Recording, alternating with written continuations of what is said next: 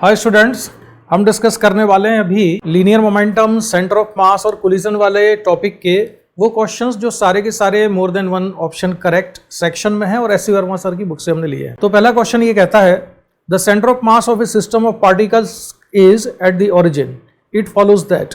यानी कि किसी सिस्टम का जो सेंटर ऑफ मास है वो ओरिजिन पर है, तो जो फॉलोइंग स्टेटमेंट्स हैं उनमें से कौन सा सही है। तो वन बाई वन हम चेक करते हैं कि कौन सा स्टेटमेंट सही है और कौन सा स्टेटमेंट गलत है। स्टेटमेंट ए देखते हैं। स्टेटमेंट ए ये कहता है the number of particles to the right of the origin is equal to the number of particles to the left. तो स्टेटमेंट सही है कि नहीं। इनका कहना यह है कि अगर सेंटर ऑफ मास किसी सिस्टम का ओरिजिन पर है तो एक्स एक्सिस के ओरिजिन के राइट साइड में जितने पार्टिकल हैं उतने ही ओरिजिन के लेफ्ट साइड में होना चाहिए। ठीक है, यानी हम मान लें कि अगर पॉजिटिव एक्स एक्सिस पर जितने नंबर ऑफ पार्टिकल्स हैं उतने ही number of particles negative X axis पर होना चाहिए। तो ऐसा होना बिल्कुल भी जरूरी नहीं है, ये स्टेटमेंट रॉन्ग है। उसका रीज़न ये है कि सेंटर ऑफ मास केवल नंबर ऑफ पार्टिकल्स पर डिपेंड नहीं करता है। सेंटर ऑफ मास का अगर मुझे कोऑर्डिनेट जीरो करना है तो मास ऑफ द पार्टिकल और उसका कोऑर्डिनेट, उसका जो प्रोडक्ट है, तो समेशन m इंटू एक्स या summation m into Y summation m into Z, यानी मास और कोऑर्डिनेट का जो प्रोडक्ट है वो मिलके जीरो आना चाहिए। तो केवल पार्टिकल या कोऑर्डिनेट इससे डिसाइड नहीं हो जाता कि सेंटर ऑफ मास सिस्टम का ओरिजिन पर आ जाएगा। ठीक है, चलो मैं आपको एक एग्जांपल देके समझाता हूं इसको। तो मान लेते हैं कि मैंने ये एक सिस्टम बनाया, एक एक्स एक्सिस बना ली है और एक है वाई एक्सिस। तीन पार्टिकल्स हैं, इनमें से दो पार्टिकल्स लिए मैंने पॉजिटिव एक्स एक्सिस पर, एक पार्टिकल है नेगेटिव एक्स एक्सिस पर। यानी कि ओरिजिन के राइट साइड में जितने पार्टिकल्स हैं उतने लेफ्ट साइड में मैंने नहीं लिए। मासेस भी मैंने इनको असाइन कर दिए हैं, 2 kg, 1 kg, 3 kg, और कोऑर्डिनेट्स भी इनको दे दिए हैं।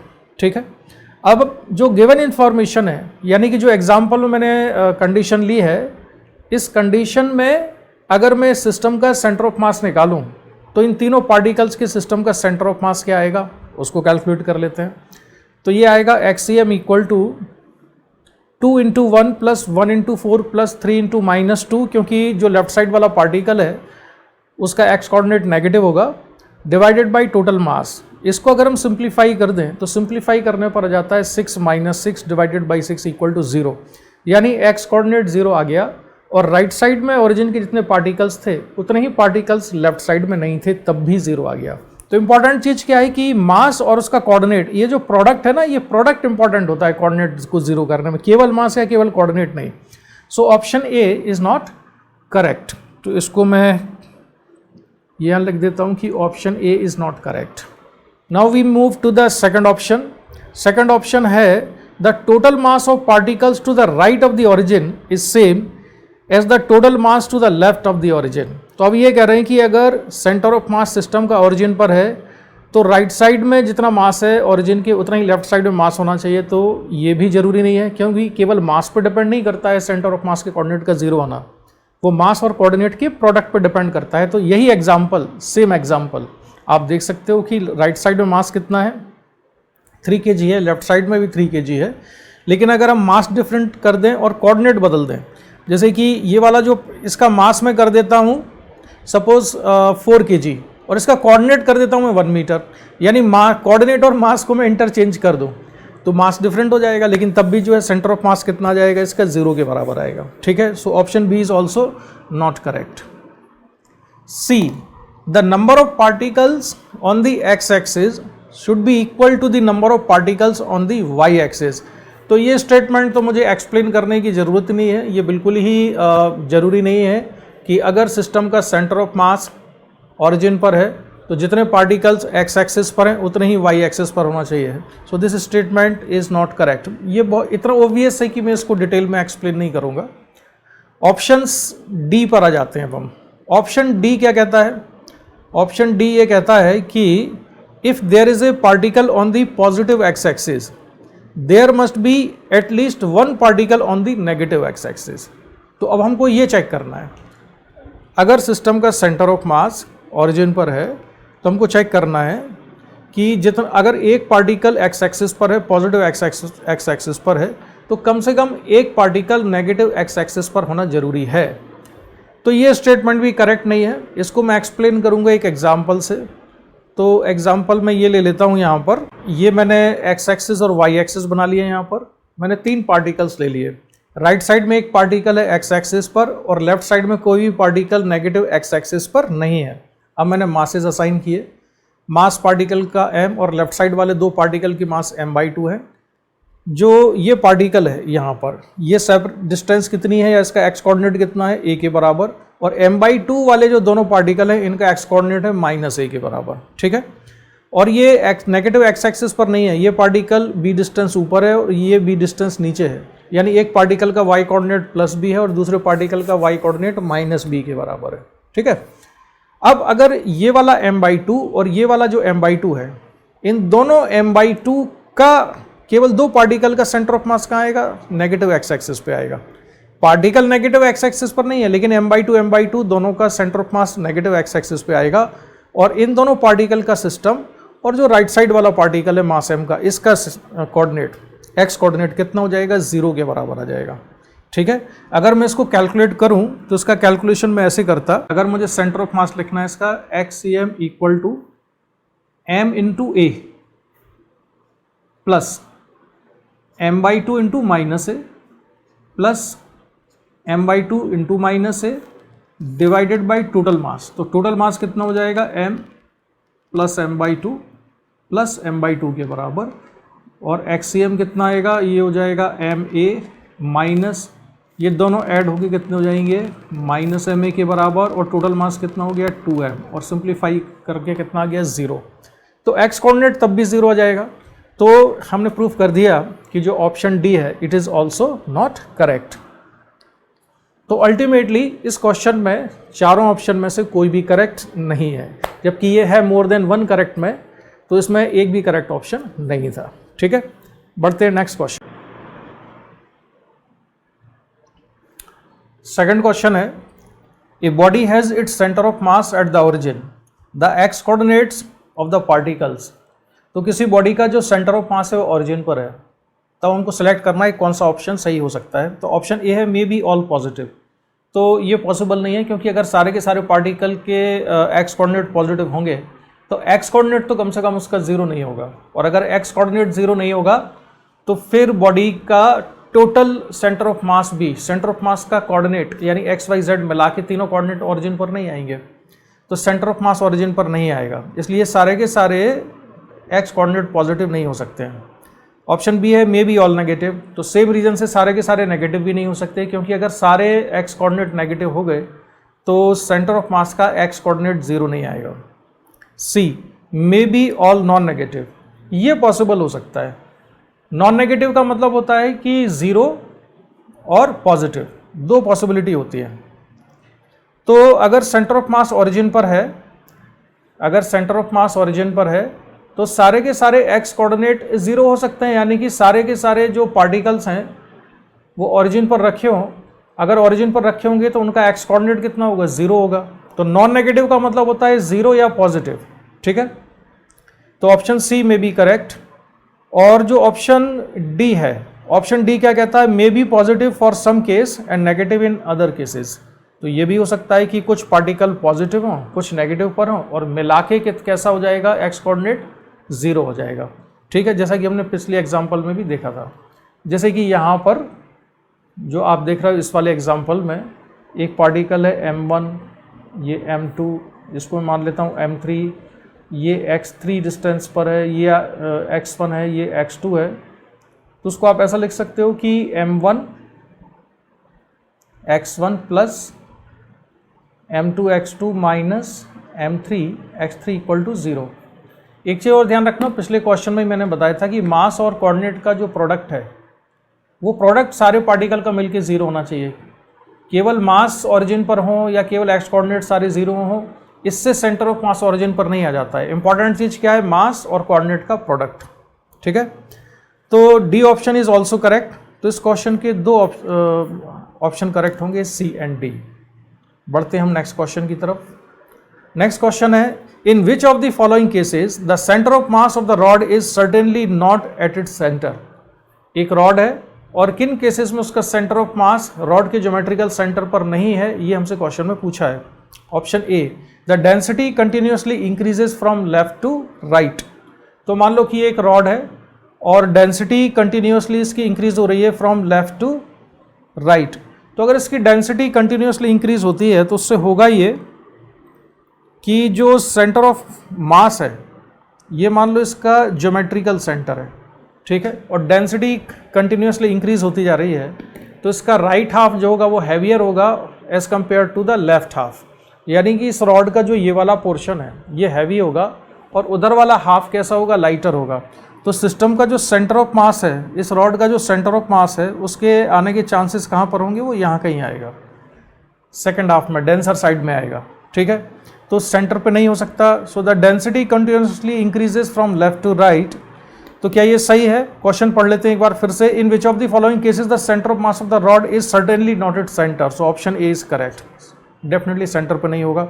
बी क्या है? The density continuously decreases from left to right. अगर डेंसिटी कंटिन्यूसली डिक्रीज होती जा रही है लेफ्ट से राइट साइड में, तो फिर ये अगर मैं सेंटर मान लूँ तो ये वाला जो पोर्शन है ये कैसा होगा, लाइटर होगा, और जो लेफ्ट हाफ होगा वो कैसा होगा, हैवियर। तो सेंटर ऑफ मास किधर आएगा, इसके फर्स्ट हाफ में कहीं आएगा, ठीक है। तो इसलिए ज्योमेट्रिकल सेंटर पे सेंटर ऑफ मास नहीं होगा। So B option is also correct. C, the density decreases from left to right up to centre and then increases. इस केस में centre of mass geometrical centre पे आ सकता है, ठीक है, क्योंकि इसमें क्या दिया है कि density decreases from left to right. तो डेंसिटी डिक्रीज हो रही है लेफ्ट से राइट तक, और फिर सेंटर के बाद क्या होने लगता है कि डेंसिटी एंड देन इंक्रीजेज, और फिर इंक्रीज होने लगती है। तो इस केस में सेंटर ऑफ मास सेंटर पर आ सकता है, यानी कि ज्योमेट्रिकल सेंटर के जो दोनों तरफ दो पोर्शन है उनका मास इक्वल हो सकता है। So this option is not correct. Option D, the density increases from left to right up to centre and then decreases. तो सेम आर्ग्यूमेंट जो मैंने सी पार्ट के लिए दिया उसके हिसाब से ये भी गलत है। तो केवल दो ऑप्शन सही हैं, A and B. Next question पर बढ़ते हैं। Question number 4, if the external forces acting on a system have zero resultant, the centre of mass. If the external forces acting on a system has zero resultant, that is net force acting on a system is zero, the center of mass must have zero acceleration, that is sure। ये हम पढ़ते ही हैं कि अगर centre of मास पर net force zero है तो centre of मास का एक्सेलरेशन जीरो होना चाहिए। ऑप्शन देख लेते हैं कौन सा सही होगा। ऑप्शन ए है must not move. Must not move जो ऑप्शन है इसको हम सही नहीं कह सकते। मूव करने का मतलब होता है वेलोसिटी से। तो अगर एक्सेलरेशन जीरो है किसी चीज का तो जरूरी नहीं है कि उसकी वेलोसिटी भी जीरो होगी। तो सेंटर ऑफ मास का एक्सेलरेशन अगर जीरो है लेकिन सेंटर ऑफ मास में वेलोसिटी हो सकती है, हो सकता है कि centre of mass constant velocity से मूव कर रहा हो, एक्सेलरेटेड ना हो। So option A is not correct. Option B, must not accelerate, yes this statement is correct if net force acting on a system is zero, then acceleration of center of mass will be zero. So option B is correct. May move, so this statement is also correct. हो सकता है velocity zero ना हो, acceleration zero है। May accelerate, this statement is not correct, ठीक है। तो जरा मैं theoretically थोड़ा बता देता हूँ। Net external force equal to क्या होता है, मास इनटू एक्सेलरेशन। एक चीज़ और याद रखना, न्यूटन सेकंड लॉ में जो इक्वेशन हमने पढ़ी है net force equal to mass into acceleration, उसमें हमेशा एक्सेलरेशन किसका हुआ करता था, सेंटर ऑफ मास का हुआ करता था। भले सेंटर ऑफ मास से पहले से हम पढ़ते आ रहे हैं, लेकिन आपको दिमाग में अब क्लियर हो जाना चाहिए कि वो सेंटर ऑफ मास जो था न्यूटन सेकंड लॉ में, सॉरी जो एक्सेलरेशन था न्यूटन सेकंड लॉ में, उसकी इक्वेशन में वो एक्सेलरेशन किसका हुआ करता था, सेंटर ऑफ मास का हुआ करता था, ठीक है। अब अगर हम नेट फोर्स को जीरो कर दें तो ACM इक्वल टू जीरो आ जाएगा, और ACM इक्वल टू जीरो का मतलब है कि velocity of centre of mass zero है या कांस्टेंट है।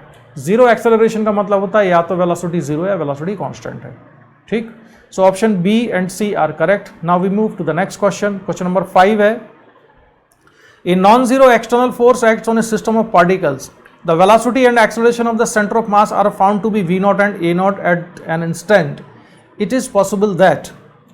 फिर से मैं एक्सप्लेन कर दूं, ए non zero external force acts on a system of particles, यानी कि सेंटर ऑफ मास पर नेट फोर्स जीरो नहीं है, नेट फोर्स लग रहा है। तो अगर सेंटर ऑफ मास पर नेट फोर्स लग रहा है तो एक चीज उसमें डेफिनेटली होगी, क्या, एक्सेलरेशन। तो एक्सेलरेशन अगर डेफिनेटली है तो क्या वेलोसिटी का होना भी जरूरी है? जी नहीं, वेलोसिटी हो ऐसा जरूरी नहीं है, लेकिन वेलोसिटी परमानेंटली जीरो हो ऐसा भी नहीं होगा। ठीक है, जैसे मैं आपको एक एग्जांपल दूं कि अगर किसी पार्टिकल को, मैं ये एग्जांपल ले रहा हूं, मान लो ये पार्टिकल है, ग्राउंड से इसको हमने वर्टिकली अब थ्रो किया तो ये ऊपर गया और फिर नीचे आया। ठीक है, ये अंडर ग्रेविटी मूव करता है, ऊपर जाता है और ऊपर से नीचे आता है। तो जब ये अंडर ग्रेविटी मूव कर रहा है तो उस पर ग्रेविटेशनल फोर्स कंटिन्यूसली लगा हुआ है, लेकिन टॉप मोस्ट पॉइंट पर, इस वाले पॉइंट पर, टॉप मोस्ट पॉइंट पर, इस टॉप मोस्ट पॉइंट पर पार्टिकल का एक्सेलरेशन कितना है? एक्सेलरेशन g है वर्टिकली डाउनवर्ड, लेकिन इसकी वेलोसिटी कितनी होती है? 0 एट टॉप। तो ये इंस्टेंटेनियसली वेलोसिटी 0 होती है, लेकिन क्वेश्चन में हमसे पूछा है कि वेलोसिटी 0 और एक्सेलरेशन दोनों 0 हो, ये संभव है क्या? ऑप्शन ए में। तो देखो एक्सेलरेशन 0 जिस भी ऑप्शन में दिया है उसको तो रूल आउट कर दो सबसे पहले। एक तो ये नहीं हो सकता और एक सी नहीं हो सकता। तो अब सेलेक्ट करना है हमको केवल ए में और बी में और डी में। तो बी ऑप्शन है v naught equal to 0, a naught naught equal to 0। तो ये जो एग्जांपल मैंने दिया, इस एग्जांपल से वेलोसिटी तो इसकी कैसी है? 0 है और एक्सेलरेशन 0 नहीं है, तो बी तो हो सकता है। ठीक है, एक और एग्जांपल देता हूँ आपको। जैसे कोई पार्टिकल जब ऑसिलेट कर रहा होता है, सिंपल हार्मोनिक मोशन कर रहा होता है, जैसे ये वाला ले, ठीक है, तो जब वो सिंपल हार्मोनिक मोशन करता है तो अपनी एक्सट्रीम पोजीशन पर एक इंस्टेंट के लिए रुकता है। एक इंस्टेंट के लिए रुकता है यानी उसकी वेलोसिटी 0 होती है, लेकिन उस इंस्टेंट पे उसका एक्सेलरेशन मैक्सिमम होता है और इसलिए वो वापस लौट के भी आता है। तो यहाँ पर भी एक्सेलरेशन है, वेलोसिटी 0 है, लेकिन वेलोसिटी परमानेंटली 0 नहीं होती है, ध्यान रखना, इंस्टेंटेनियसली 0 हो सकती है। तो बी इज पॉसिबल। इसके बाद मैंने ये दूसरा एग्जांपल लिया, ये वाला। यहाँ पर जो पार्टिकल है, मान लो कि ये पार्टिकल यहाँ पर ऑसिलेट कर रहा है, जैसे कि सिंपल पेंडुलम ऑसिलेट करता है। तो जब ये पार्टिकल टॉप मोस्ट पॉइंट पर पहुँचता है, एक्सट्रीम पोजीशन पर पहुँचेगा यहाँ, तो यहाँ पर ये मोमेंटरीली रेस्ट में आता है। तो जब ये मोमेंटरीली रेस्ट में आता है तो इस पोजीशन पर भी एक्सेलरेशन तो इसका 0 नहीं होता है, लेकिन वेलोसिटी इसकी 0 होती है यहाँ पर। तो ये एक और एविडेंस है। तो C इज नॉट पॉसिबल, मैंने पहले ही बता दिया। D पर आ जाते हैं। V is not equal to 0 and A naught is not equal to 0। It is quite possible. Centre of mass में एक्सेलरेशन भी है और वो वेलोसिटी के साथ मूव भी करते हुए जा रहा है। So D option is also correct. So correct answer of this question are B and D। ठीक है, अब बढ़ते हैं हम नेक्स्ट क्वेश्चन। क्वेश्चन नंबर 6 है, 2 balls are thrown simultaneously in air. The acceleration of the center of mass of the 2 balls while in air, option A है depends on direction of motion of the balls, D depends on the masses of the 2 balls, C depends on the speeds of the 2 balls, is equal to G। ये question बहुत ही आसान है, इसको मैं थोड़ा सा correction कर दूं, ये D लिखा हुआ था यहाँ पर। देखो सेंटर ऑफ मास का जो फॉर्मूला है एक्सेलरेशन का, उसको हम क्या लिख सकते हैं? m1 a1 plus m2 a2 upon m1 plus m2 लिखते हैं ना। तो उस फॉर्मूले से मैंने लिखा m1 इंटू a1 यानी कि acceleration due to gravity vertically downward, एक पार्टिकल जो थ्रो किया है। दूसरा पार्टिकल का मास मान लेते हैं m2 है, उसको भी हमने थ्रो किया था। एयर में उसका एक्सेलरेशन कितना होगा? एक्सेलरेशन ड्यू टू ग्रेविटी के बराबर, तो माइनस जी उसके लिए भी लिखा, divided by total mass m1 plus m2।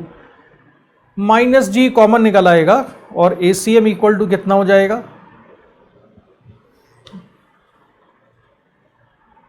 इतना हो जाएगा, कितना? माइनस जी के बराबर। ठीक है, तो उसको सिंप्लीफाई कर दें तो acceleration of centre of mass कितना जाता है? Minus g. So which option is correct? अच्छा हाँ, एक और तरीका बता देता हूं कि सेंटर ऑफ मास के एक्सेलरेशन को निकालने का एक और तरीका होता है total force on the system divided by total mass of the system. तो पार्टिकल पर टोटल फोर्स कितना लगेगा? m1 प्लस m2g, और टोटल मास कितना है उसका? m1 प्लस m2 के बराबर। तो इससे भी उसको सिंप्लीफाई करके आंसर निकाला जा सकता है। तो acceleration of centre of mass कितना जाएगा? g vertically downward. So correct option कौन सा हुआ? Only 1 equal to g vertically downward. Next question, question number 7 है, a block moving in air breaks into 2 parts and parts separate. एक block है, move कर रहा है, एयर में ब्रेक होता है। मूविंग इन एयर यानी कि ऑलरेडी मूव कर रहा था, इनिशियल मोमेंटम उसका 0 नहीं था, एंड ब्रेक्स, और वो टूट जाता है। और जो मूविंग पार्ट्स है वो सेपरेट होते हैं। ऑप्शन ए है the total momentum must be conserved, B the total kinetic energy must be conserved, total momentum must change and D है the total kinetic energy must change. इस question को solve करने से पहले मैं कुछ जरा पॉइंट्स यहाँ पर लिख देता हूँ। ये पॉइंट्स आप नोट करेंगे आगे और उनको याद रखेंगे। In horizontal direction always linear momentum is conserved. जब भी इस तरह की सिचुएशन आए कि कोई पार्टिकल एयर में मूव कर रहा था, ठीक है, एयर में मूव कर रहा था और फिर वो ब्रेक हो जाता है डिफरेंट पार्ट्स में, तो एक चीज़ ध्यान रखो कि इस तरह की सिचुएशन में हॉरिजॉन्टल डायरेक्शन में तो लीनियर मोमेंटम हर इंस्टेंट पे कांस्टेंट है, ब्रेक होने के ठीक पहले और ठीक बाद भी कांस्टेंट है, और लेकिन उसके बाद भी हॉरिजॉन्टल डायरेक्शन में कांस्टेंट रहेगा जब तक कि वो पार्टिकल ग्राउंड पे गिर नहीं जाते हैं। उसका रीज़न क्या है? क्योंकि हॉरिजॉन्टल डायरेक्शन में कोई भी एक्सटर्नल फोर्स नहीं है, तो पूरे सिस्टम का लीनियर मोमेंटम हॉरिजॉन्टल डायरेक्शन में हमेशा कांस्टेंट है। वर्टिकल डायरेक्शन में लीनियर मोमेंटम हम कंजर्व मान सकते हैं या कांस्टेंट मान सकते हैं, लेकिन एक इंस्टेंट के लिए, कांस्टेंट इंस्टेंट के लिए, ब्रेक होने के ठीक पहले और ब्रेक होने के ठीक बाद में, ठीक है। क्योंकि पार्टिकल पर वर्टिकल डायरेक्शन में तो, या ब्लॉक पर वर्टिकल डायरेक्शन में तो एक्सटर्नल फोर्स लग रहा है, और वो एक्सटर्नल फोर्स कौन सा है? ग्रेविटेशनल फोर्स है।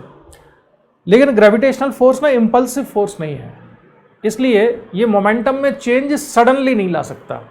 जो इम्पल्सिव फोर्सेस होते हैं वो लीनियर मोमेंटम में सडन चेंज लेके आते हैं, इसलिए हम उनकी प्रेजेंस में लीनियर मोमेंटम को कंजर्व नहीं कर पाते हैं।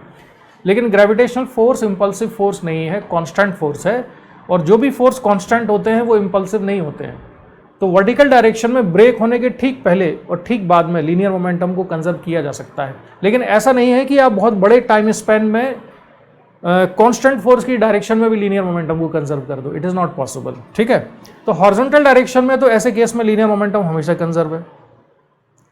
इन वर्टिकल डायरेक्शन अप्रॉक्सीमेटली कंजर्व्ड है just after and just before the breaking.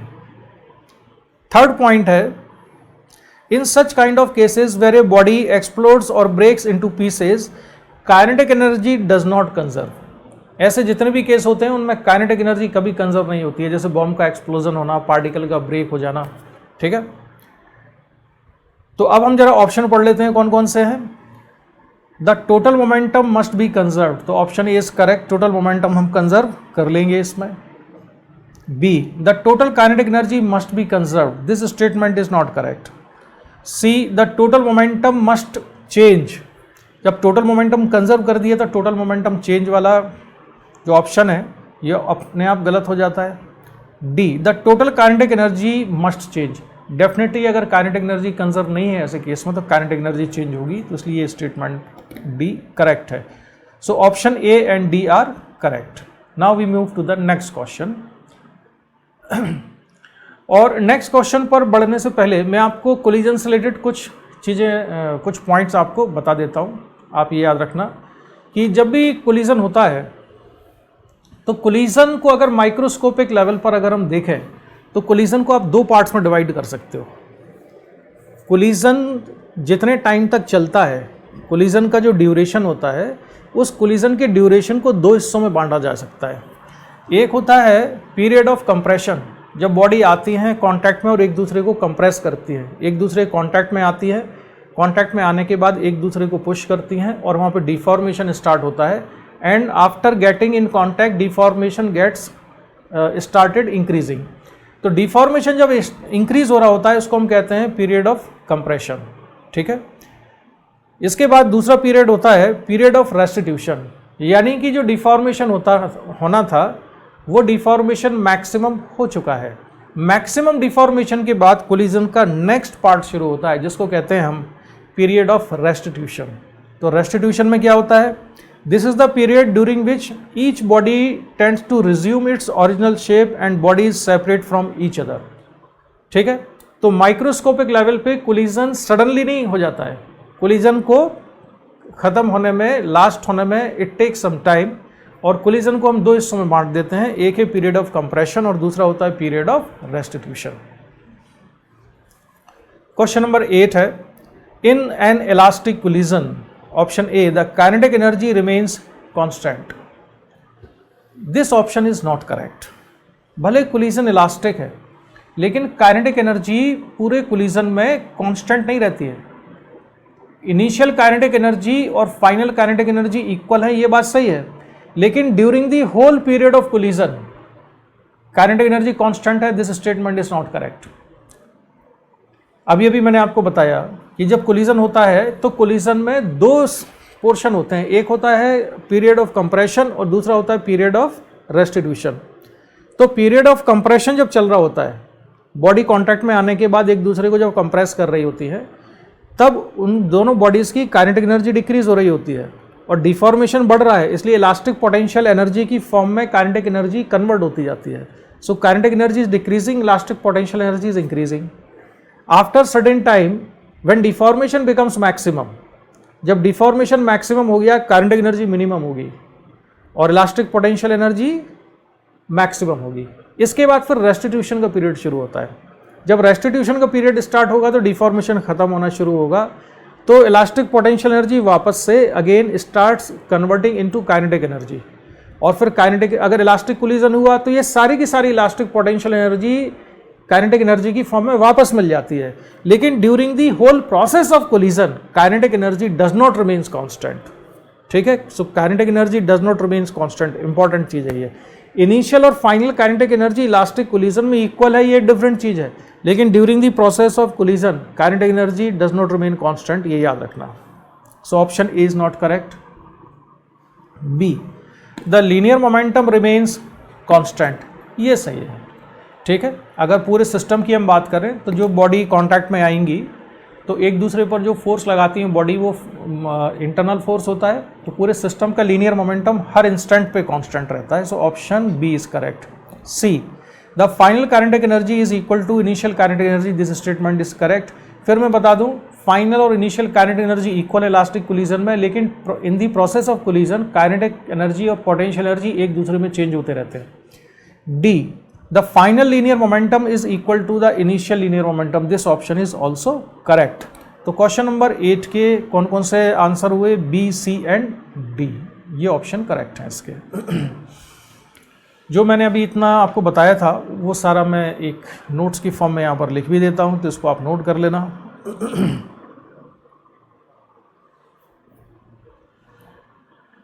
ठीक है,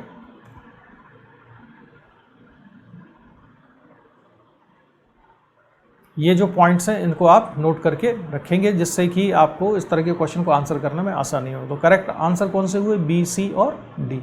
बढ़ते हैं नेक्स्ट क्वेश्चन पर। क्वेश्चन नंबर 9 है, a ball hits a floor and rebounds after an inelastic collision. एक फ्लोर को हिट करती है और इनइलास्टिक कोलिजन के बाद रिबाउंड होती है। इनइलास्टिक कोलिजन हो रहा है यानी कि काइनेटिक एनर्जी का डेफिनेटली लॉस होगा इसमें। Initial kinetic energy is not equal to final kinetic energy. Option A है, the momentum of the ball just after collision is same as that just before the collision. So this statement is not correct. Ball का momentum तो change होगा, क्योंकि जब collision हुआ ball का किसके साथ कोलिजन हुआ था? ये फ्लोर के साथ में या अर्थ के साथ में मान लो, ग्राउंड के साथ में मान लो। तो फ्लोर से बॉल पर एक्सटर्नल फोर्स लगा, तो फ्लोर से बॉल पर जो एक्सटर्नल फोर्स लगा है उसकी वजह से बॉल का लीनियर मोमेंटम चेंज होगा। सो option A is not correct.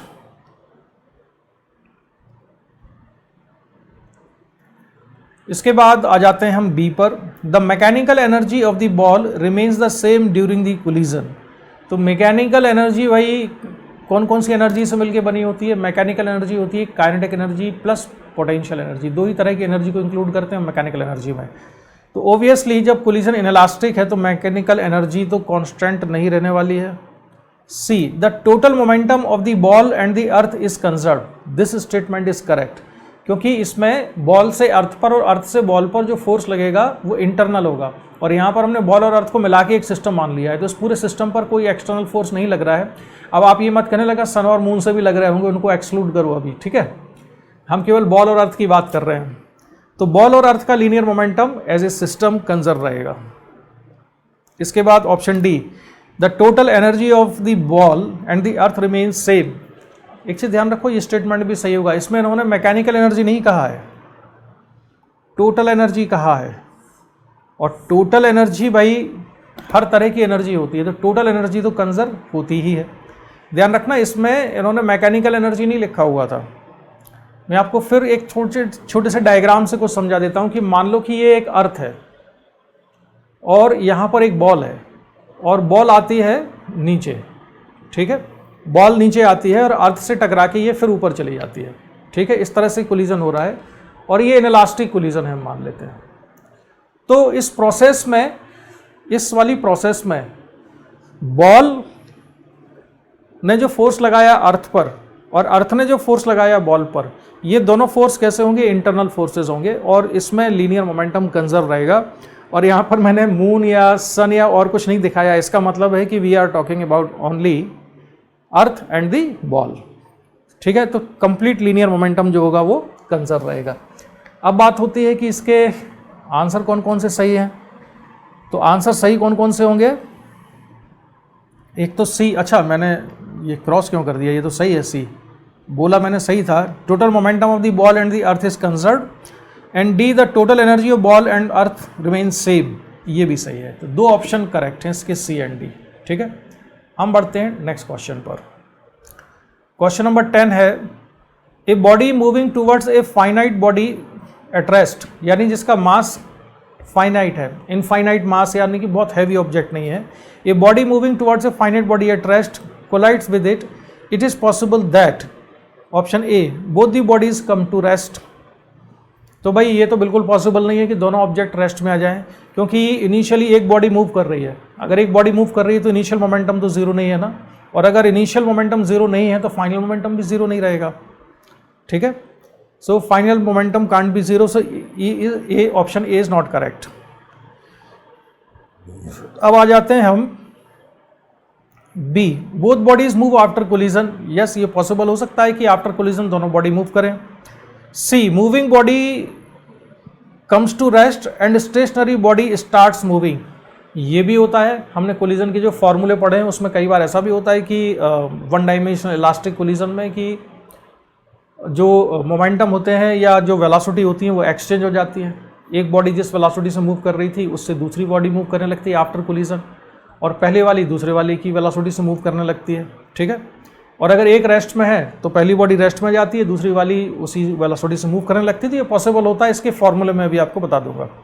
Option C है, the moving body comes to rest and stationary body starts moving, बिल्कुल सही है। Both bodies move after collision, ये भी सही है। तो कौन कौन से ऑप्शन सही होगा इसके, एक तो बी सही है, एक सी सही है। D, the stationary body remains stationary, the moving body changes its velocity. देखो ऐसा तो नहीं हो सकता, डी ऑप्शन क्यों गलत है, क्योंकि जो बॉडी इनिशियली रेस्ट में थी, इनिशियली जो बॉडी रेस्ट में थी वो बहुत हैवी नहीं थी, इनफाइनाइट मास नहीं था उसका, फाइनाइट था। तो मूविंग बॉडी आई और उसने इसको हिट किया, तो मूविंग बॉडी से इस पर एक्सटर्नल फोर्स लगा है। तो अगर इस पर एक्सटर्नल फोर्स लगा है, स्टेशनरी बॉडी पर अगर एक्सटर्नल फोर्स लगा है तो इसके लीनियर मोमेंटम में चेंज जरूर आएगा, और इसका लीनियर मोमेंटम चेंज होगा मतलब ये भी मूव करेगी ही करेगी, ठीक है। So D option is not correct.